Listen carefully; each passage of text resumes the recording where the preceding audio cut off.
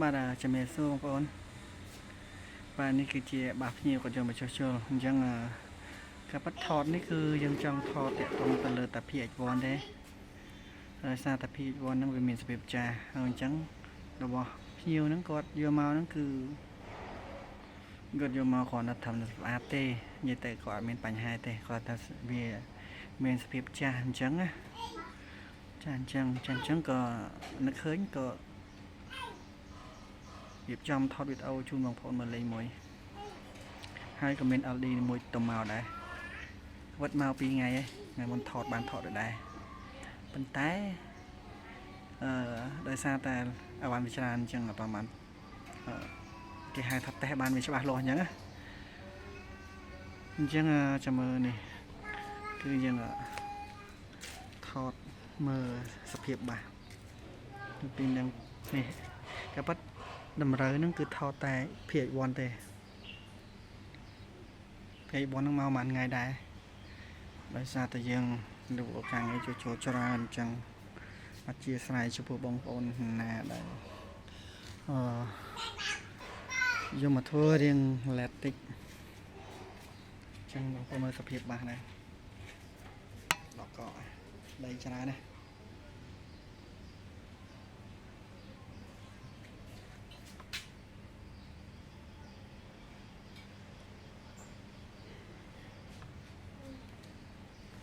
ហើយចំពោះ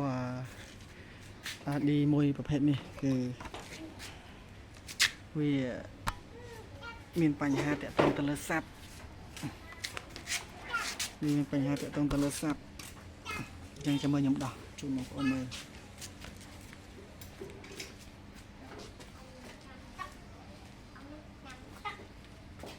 អានេះបានថតថ្ងៃមុនម្ដង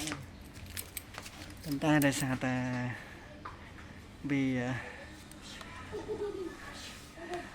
យើងយកចេញក្រៅមកក៏យើងថតជូនបងប្អូនមើលម្ដងទៀតឲ្យបានច្បាស់ថា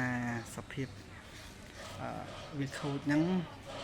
វាខូចក្នុងកម្រិតមួយដែលយើងត្រូវតែជួសជុលហើយពួកនេះដែលយើងគេហៅថាទោះបីយើងស្ដាប់ក៏វានៅតែស្ដាប់បានចឹងវាមិនមែនស្ដាប់មិនបានទេ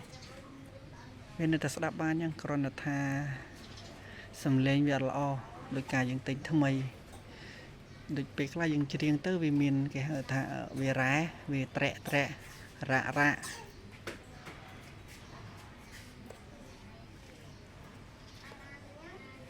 ចឹងវាអស់អាឡូតដាច់អស់លេងហើយចឹងពួកនេះចំពោះពួកនេះហ្នឹងវាមានតែនេះឯងវាមានតែ8គ្រាប់ឯង1 2 3 4 5 6 7 8ហាត់1 G2 ហ្នឹងមានតែ8គ្រាប់ឯងបាទនេះគ្រាន់តែបឆោតទេនេះគ្រាន់បឆោតនេះអត់មានអានេះលាតសុតមានតែចោនេះលាតសុតទេអញ្ចឹងអានេះហ្នឹងយើងមិនដកនេះទេតែមកចាំមើលដកឲ្យបងប្អូនមើលលេងក៏បានបើជួលបានដកឲ្យមកថាយើងចេះតែថាអញ្ចឹងណា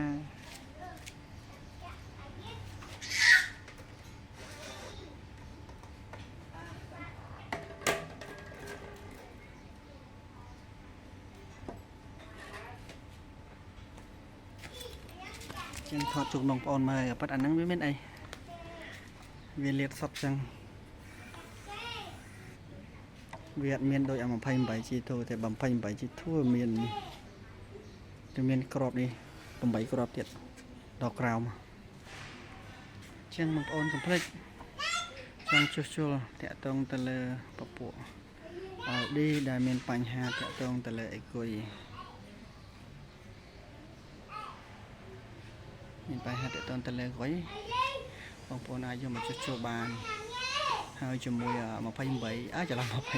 28 PH1 ចំពោះ PH1 ដែលមានសភាពចាស់ទ្រោមមើលបងប្អូនដូចមើលឃើញក្នុងរូបចឹងគឺចាស់ខ្លាំងមែនតែនហើយមិនថោកណាលោកអើយ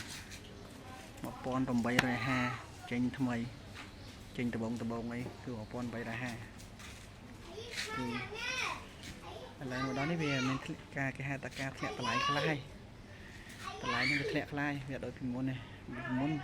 1850ពេញចឹងបងប្អូនកុំភ្លេចចង់ជួសជុលតាក់ទងទៅលើ PH1 ក៏ដោយដែលមានបញ្ហាតាក់ទងទៅលើអីគួយអត់លឺ